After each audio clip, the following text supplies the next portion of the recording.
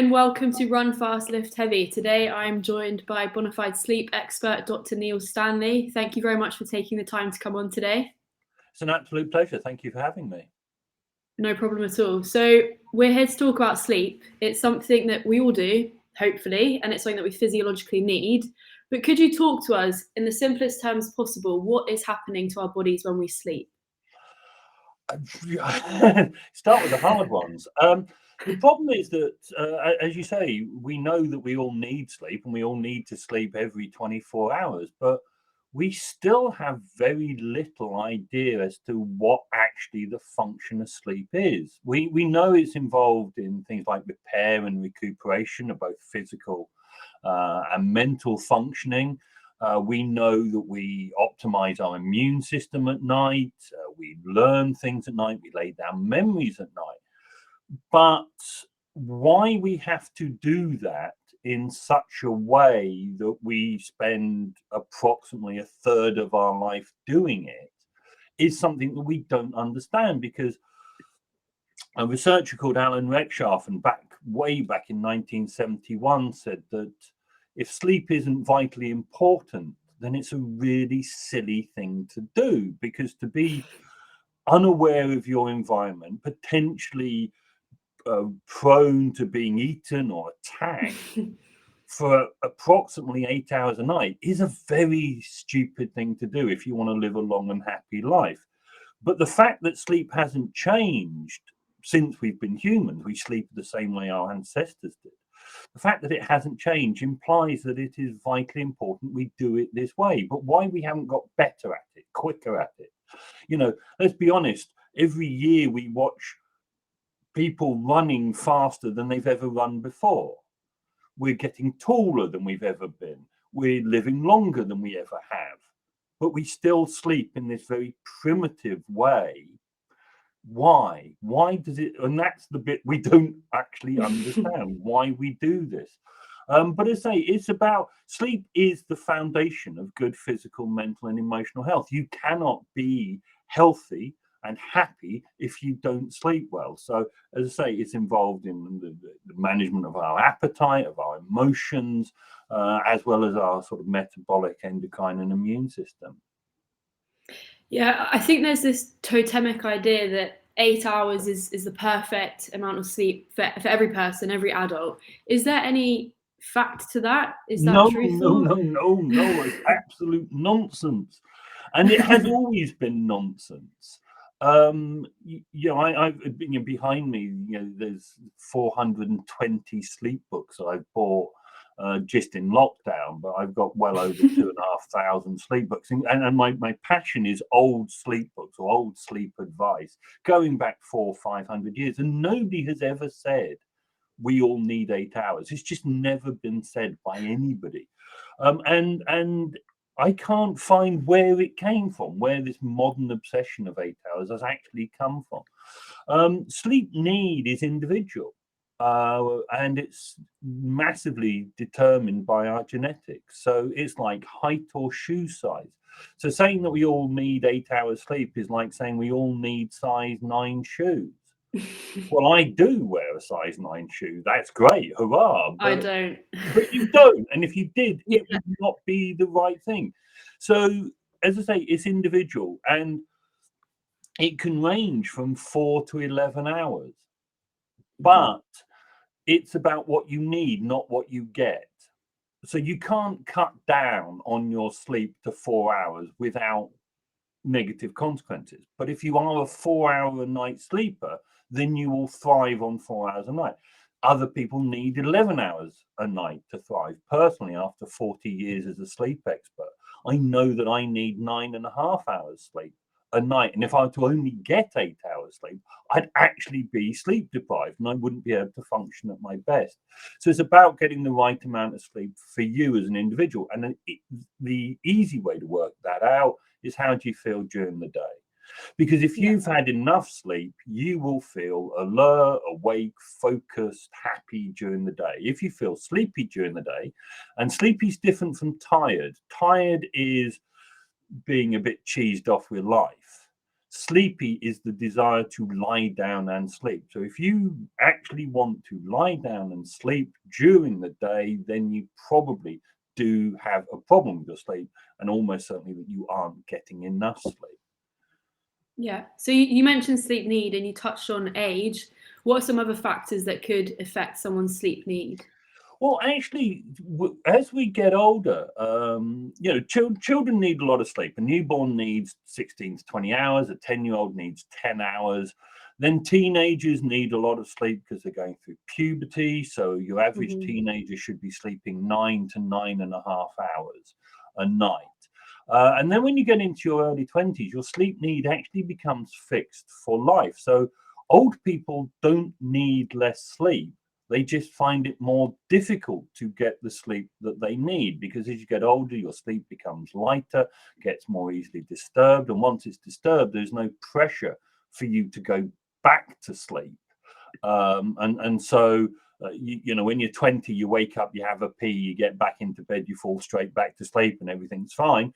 When you're 57, like I am, you get up, you have a pee, you get back into bed, and you lie there for an hour and a half thinking this is nice. That's the difference. So our sleep need doesn't change, but there are, of course, things that do affect the amount of sleep we get. Some people have medical problems like pain or depression, anxiety that disturb sleep. Some people have sleep problems like sleep apnea or periodic limb movement that can disturb our sleep. But for the vast majority of us, it is the fact that we, one, don't take sleep seriously, and two, we don't do the things that are positive for sleep. So in the past, it was very easy to get sleep. Yeah, I grew up in a world where TV went off at 10:30, pubs closed at 10:30, and late night shopping was 6:30 on a Thursday night. It was very easy to because there was nothing getting in our way. And for most of history, if you look at people like Shakespeare and Thomas Dekker writing around the 17th century, there was this idea that sleep was a good thing. The balm to the busy mind, nature's second course. It was a positive. But we don't see sleep like that anymore. We see sleep as a thing we do at the end of the day because we have to, because everything else in life is vastly more exciting.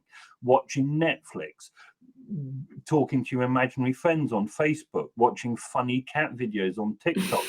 That seems to be vastly more important than sleep. And because of that, because we don't see sleep as important, we don't do the behaviors that would be beneficial for sleep. For the vast majority of people, their bedtime routine is to switch their device off, have a pee, brush their teeth, flop into bed expecting sleep to happen, and somehow being surprised that it doesn't.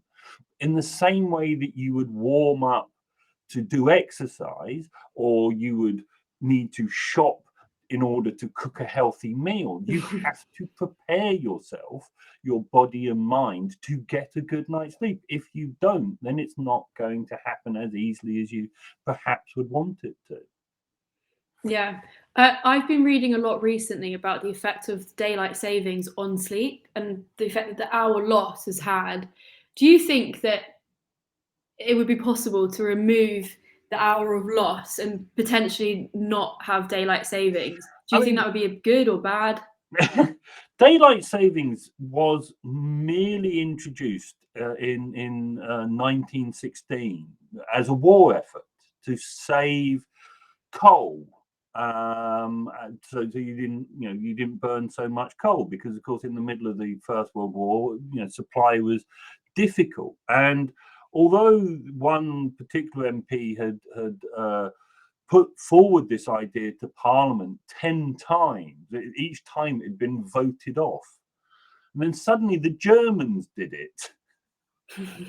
And within 3 weeks, Britain had suddenly said, "Well, this is a good idea," and voted it through. And it's a bit like pub opening time.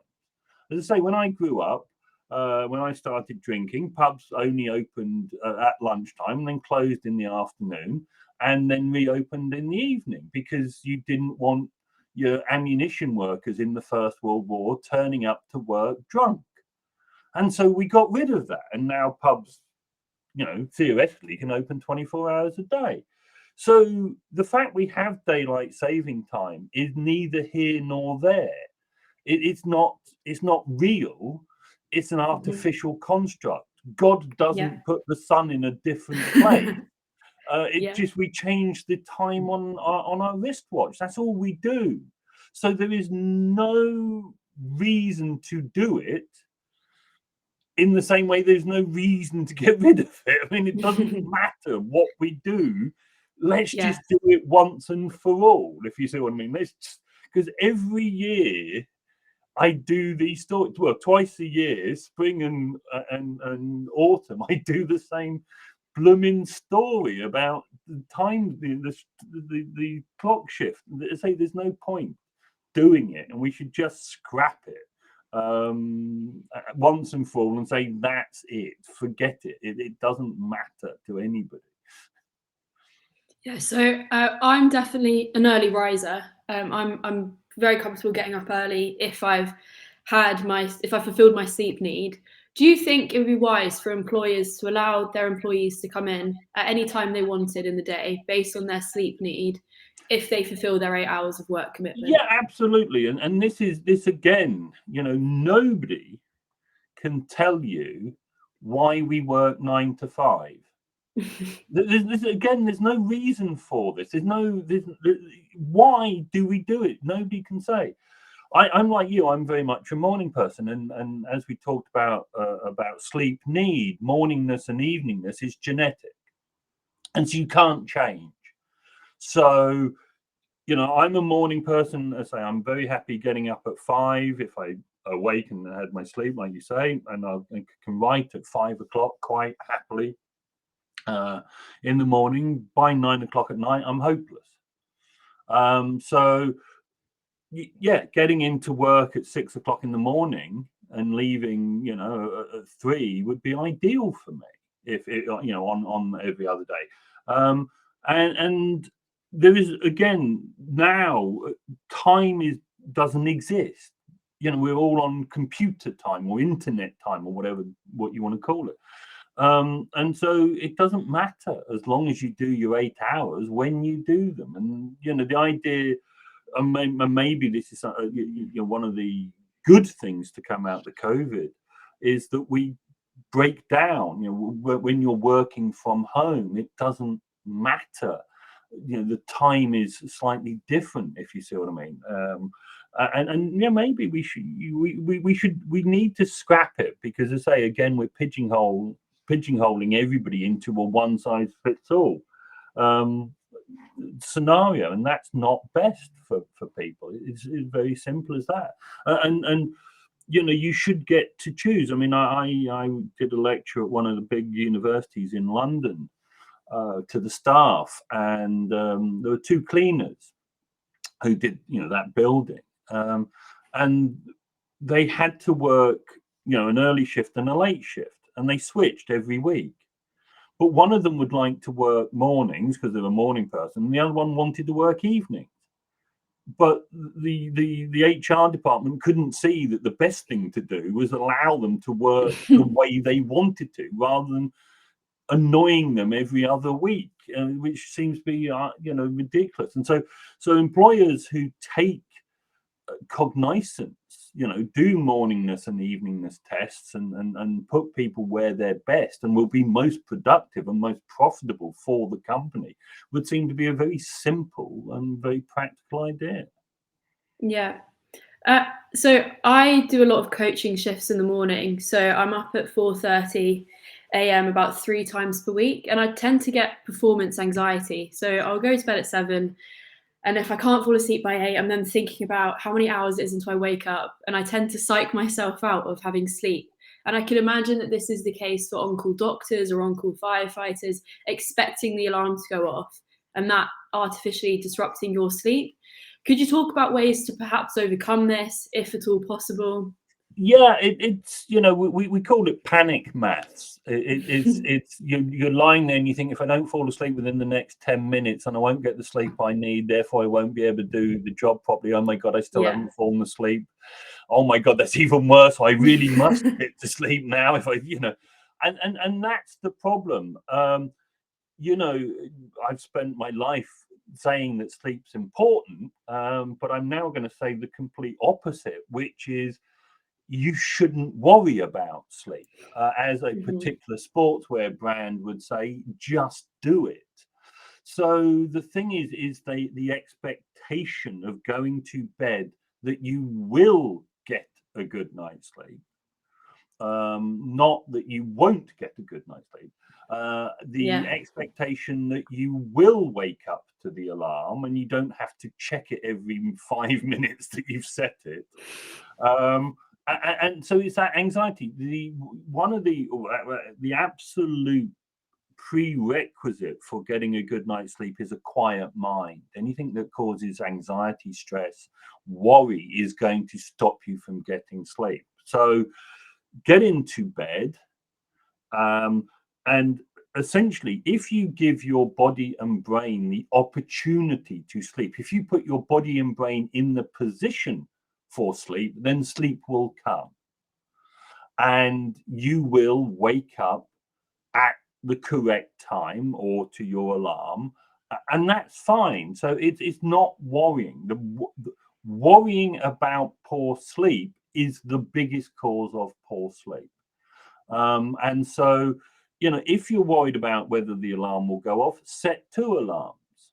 I've got a digital clock. Most people don't have digital clocks next to their bed. They have their phone, but I have a digital clock, and I set that as my primary alarm, but I set my mobile as my secondary alarm if I'm having to get up at stupid o'clock, like, you know, 4 o'clock for an early flight or something like that. I set 2 alarms, so I don't have to worry about, you know, anything going wrong in that regard. And as I say, if you have a quiet mind, and that means you know, having a wind down routine at the start of the night, or having techniques when you get into bed, like thought blocking. So some thought blocking techniques are subtracting 7 from 1,000 repeatedly, or going through the alphabet, naming animals beginning with each letter of the alphabet. My favorite one from years ago was list alphabetically all the operas you've seen. Anything that stops you from worrying about whatever is worrying you about is key. The problem that you're also having is that you're only, as you say, doing it 2 or 3 times a week. The body craves regularity. The body would love you to get up at the same time each day. The reason for this is because the body and brain starts waking up about 90 minutes before you wake up. So you hit the ground running. So if you wake up at the same time every day, that then becomes a habit, and the brain and body can predict, right, she gets up at 7 o'clock. 7 o'clock is my time. I'll hit the ground running, and she'll even wake up without needing the alarm. But because you're not doing that, you're not having that consistency, the body and brain are going, well, does she really mean that she wants to get up at 4:30? It's a crazy time. Why is she doing that? So it's that lack of consistency that is also contributing to the way the situation works. And you know, the brain and the body thinks, right, this is one day, this is what we're doing, and then suddenly we're doing something different today, and you know, and this is why we can't catch up at sleep at the weekend. And you know, during the week most people have pretty constant sleep, and then at the weekend it all goes wrong. And then that's why we have the Monday morning feeling, because the brain goes, hang on, yesterday we slept in till 11, and now you're getting me up at the 7 o'clock with the alarm. That's not fair. So consistency is key. And I say anything that doesn't give you that consistency will potentially cause a bit of the problem. But I say, don't worry about it. It's not going to kill you. It's not going to, you know, that's, and people think that way. You know, not sleeping immediately is terrible. Whereas if I wake up in the night, I just think, yeah, well, you know, if I'm sleepy, if I need sleep, my body will get sleep as long as I'm in the right position for it. Yeah, so after one night of poor sleep, you might feel grumpy, you might have certain cravings, you might be a bit on edge. But could you talk about the long-term effects of sleep deprivation? You know, if someone's consistently not getting their sleep need? Well, I mean, they are really just extensions of that short-term issues. They become cumulative. So if you have poor sleep, you will crave sugary and fatty foods, and you'll eat, potentially up to 1,000 calories a day more if you have half the sleep you need. So that's the short-term thing of that is that you'll eat more chocolate muffins rather than apples, but the long-term consequence of that is, of course, obesity and diabetes.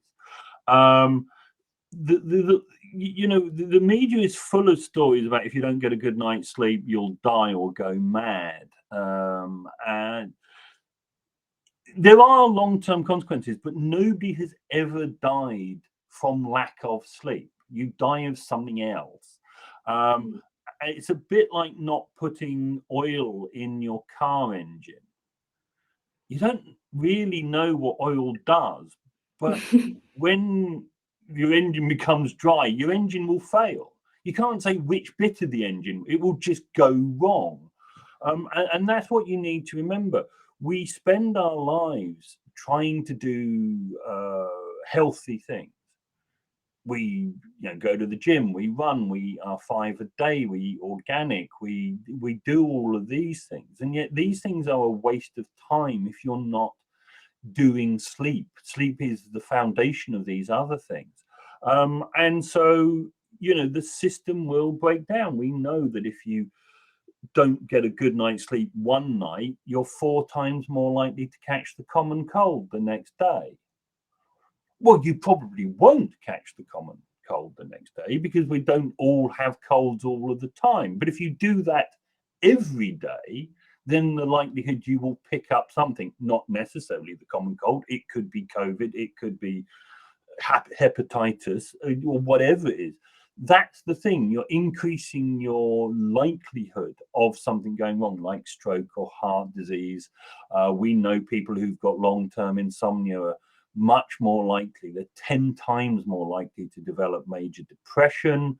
But as I say, it's, then, so sleep isn't the problem, it's all the other things that lack of sleep causes that is the problem, if you see what I mean. So it just weakens the system. So whatever's out to get you will get you, if you see what I mean. So if you've got a dicky heart, then not getting a good night's sleep makes it vastly more likely that your dicky heart is, when it goes wrong, will have more serious consequences than if you were well rested. But that's the same with nutrition or fitness status. A fit and healthy body and a fit and healthy mind is a good thing to have. But as I say, that, so when I talk about sleep, I don't actually talk much about you living longer or living healthier. What I talk about is living better. If you get a good night's sleep tonight, your life will be better tomorrow. I'm not saying it will be good, I'm saying it will be better. Now that is obviously a good thing to be. Better is always good.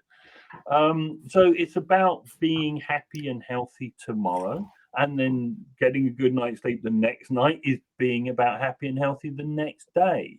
Far too many people go through life feeling a bit rubbish. Oh, it's Thursday, it's grey outside, it's I'm just a bit run down. There's no reason why you should be. There's no reason why you shouldn't be at the peak of your performance every single day. And the thing that will do that for you is getting a good night's sleep. Yeah, I often relate that to I'm a personal trainer and fitness coach, and a lot of some of my clients think, oh, well, it's normal to feel achy, it's normal to feel very out of breath walking upstairs, when in actual fact that's not normal, but people just get used to it. And I can imagine that if people are used to sleeping for 5 hours a night, they just get accustomed to feeling a little bit rubbish throughout the day. So the next thing I'd like to do, sorry. No, I say that's exactly it, and we accept that. When I lecture and I say, on a scale of 1 to 10, how awake are you? When I never get a 10. I may get a deluded 9 who thinks that a Tuesday afternoon listening to me is the best they've been. But most people are 6s and 7s. And you think, well, why are you going through life as a 6? What? Yeah. What? Surely you'd want to be better than that. But it's like, oh, as I say, I'm a bit miserable. Life's a bit, terrible and a bit rubbish. Oh, woe is me. Well, change it. Yeah. You don't have to run 5 kilometers or eat 5 a day. You just need to get a good night's sleep, and then the other things will happen anyway. Some people may preempt a poor night's sleep and then take supplements such as melatonin or even, a small glass of whiskey. Is that a good thing to do? Is there any? We have slept for millions of years without needing to take anything. A healthy diet will provide you with all that you need. There is no need to take supplements. So magnesium or 5-HT or melatonin or tryptophan or any of these things are completely unnecessary if you eat a healthy diet.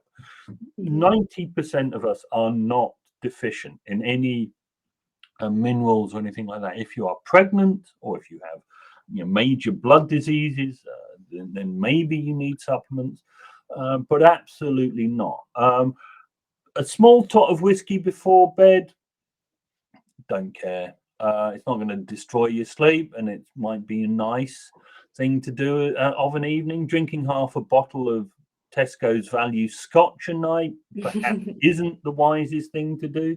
So it's about, as I say, if you eat healthily, you'll get what you need to sleep. If you sleep well, you'll eat healthily.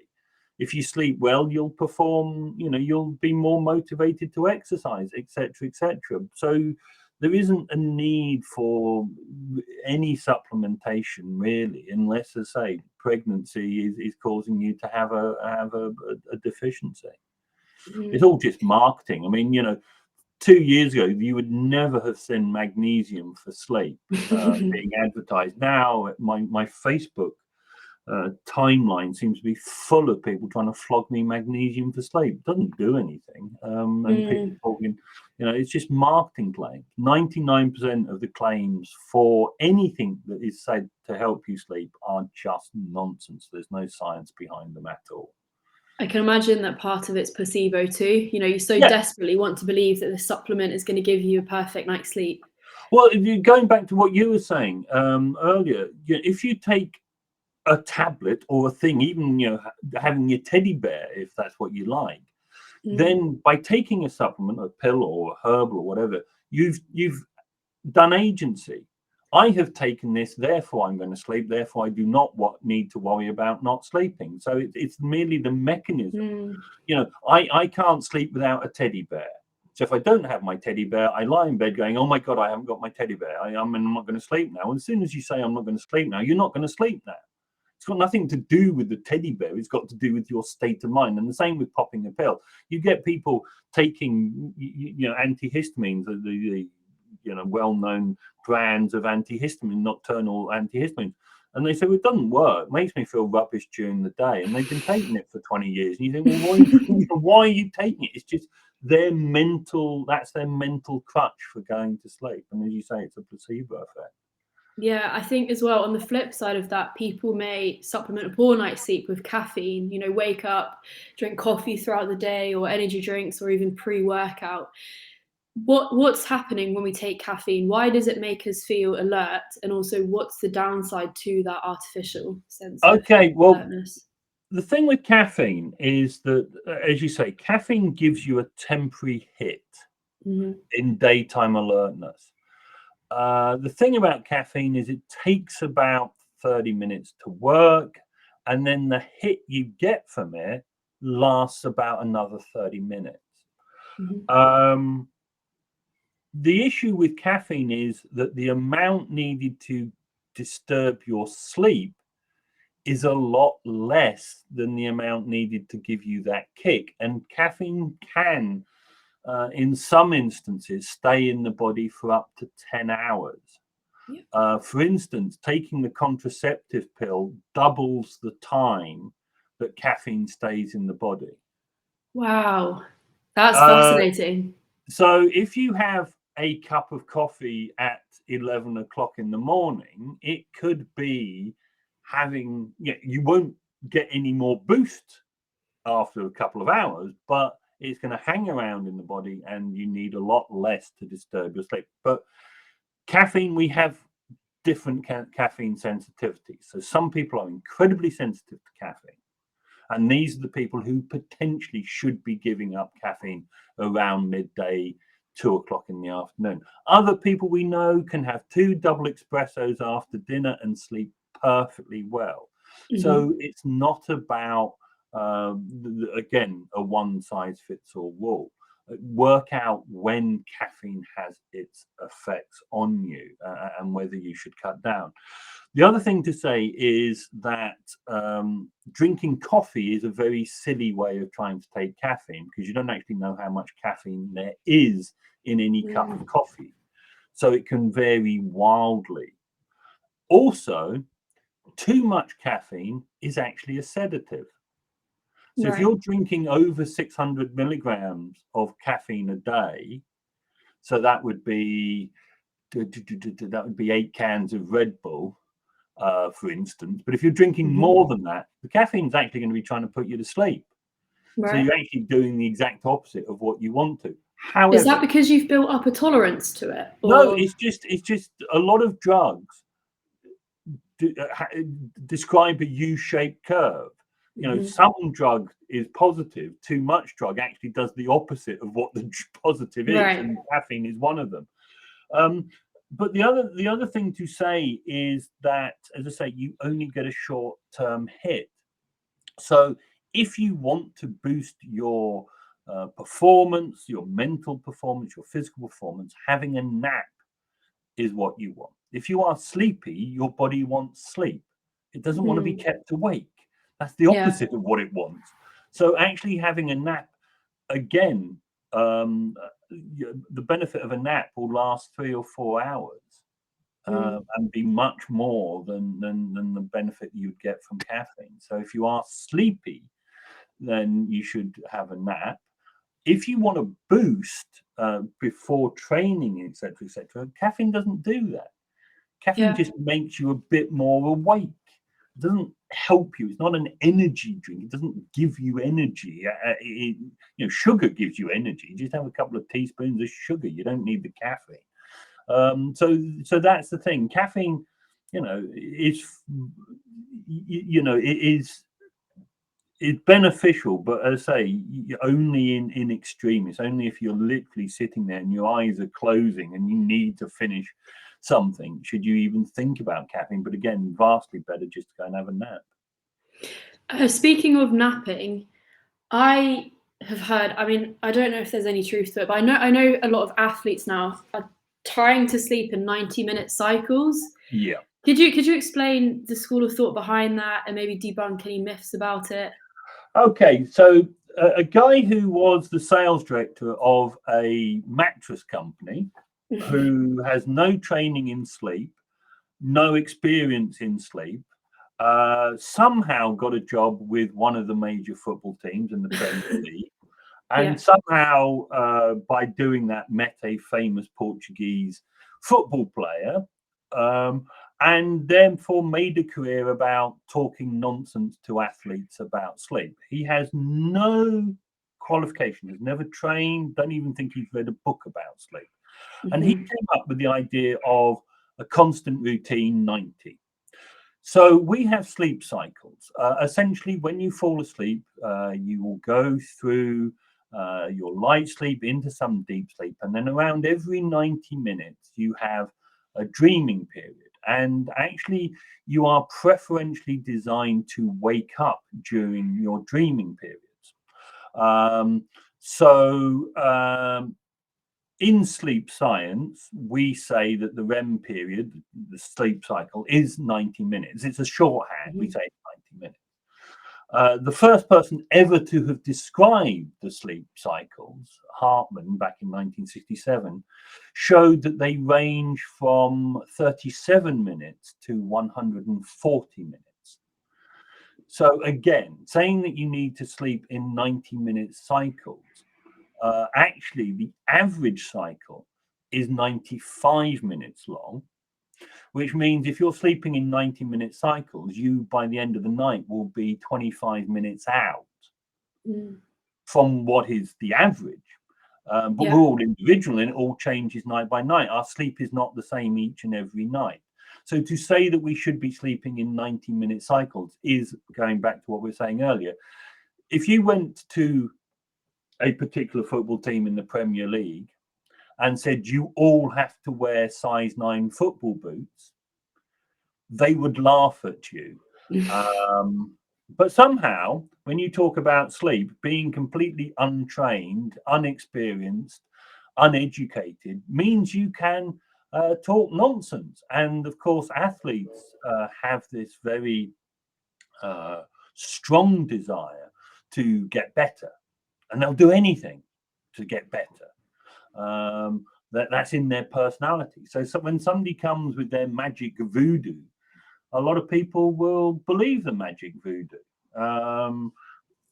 And as I say, if you can make a lot of money, this particularly uneducated person who came up with this idea charges 40 times more for a lecture than I do.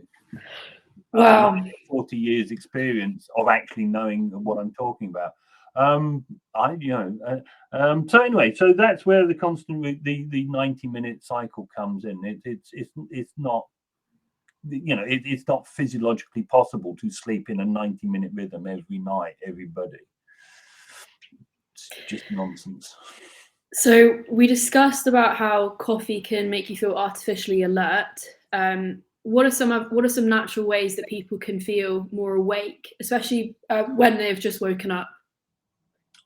Well, this goes back to what we were talking about earlier about larks and owls.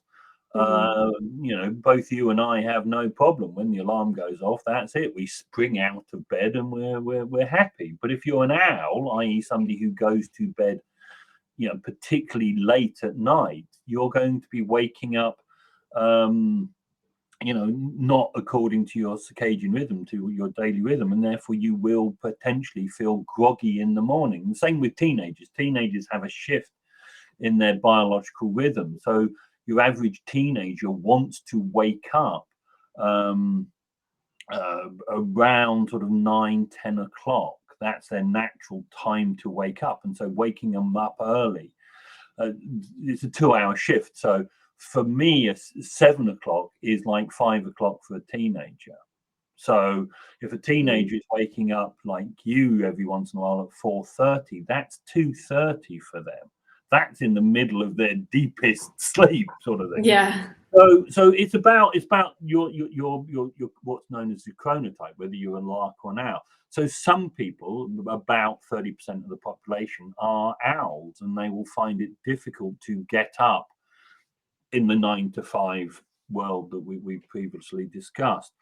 It's something called sleep inertia, and it can last in people for between 15 minutes and 2 hours, to be honest. And there's not a lot you can do about it. The easiest thing, the most powerful thing, is sunlight. Sunlight is nature's way of telling you to be awake, and you don't need a lot of sunlight to do that. 4 minutes of sunlight tells you. So in the summer, even on a grey, cloudy day like today, outside light is vastly brighter than any light that you have in your home. So throw open the curtains as soon as you wake up. In the winter, that's of course more difficult, and so switching every light on in the house is a good, so don't creep around the house in the dark in the winter. As bright as possible, as light as possible. Caffeine can help, kickstart the system, but also sort of positive mental attitude. Rather than waking up going, "Oh, I feel terrible, isn't this bad?" Well, yeah, you've just convinced yourself it's bad. But waking up and, singing in the shower, and I don't know. But I say it's that mental attitude. We are quite resilient about these things. But we know, the opposite. I mentioned it earlier. If you go to bed thinking you're going to have a poor night's sleep, science has shown you will. In the same way that if you get up and you think, I'm going to have a rubbish day because I feel sleepy, you will probably, everything will be ascribed to you having had a bad night's sleep. Oh, I tripped over the cat. That's because I didn't sleep well. So it's that if you wake up and you feel groggy and you use that as the excuse, then you probably will have a less good day than you expect. So don't judge how you feel just when you wake up. Judge it at 11 o'clock in the morning. 11 o'clock in the morning, everybody's circadian rhythm is on the up. For most of us, that's around the best time of the day. But even if you're a slow, if you're an owl and you're slow to get started, you will be on the way up at 11 o'clock. So don't go, oh, I'm sleepy at 7 o'clock. Think, how do I feel at 11 o'clock? Do I feel okay? Do I feel awake, alert? Yeah, fine, right, no problem. So it's just that attitude. We've become, say, 41 minutes into talking about sleep, but we've become obsessed about sleep in a negative way rather than in a positive way. Well, Neil, thank you very much for taking the time to come on today. I know that on your website you've got a lot of really great resources that you've written. How else can people find out more from my you? Website is thesleepconsultancy.com. I don't really use social media that much because you get lost in the noise. But I have published a book called How to Sleep Well that is available from all good booksellers, including the big one on the internet. And it's always at a discount for some reason. So if you've enjoyed listening to what I've said, then the book is written in very much in the same tone of voice. If you've enjoyed it, then pick up a copy of my book. Brilliant. Thank you very much.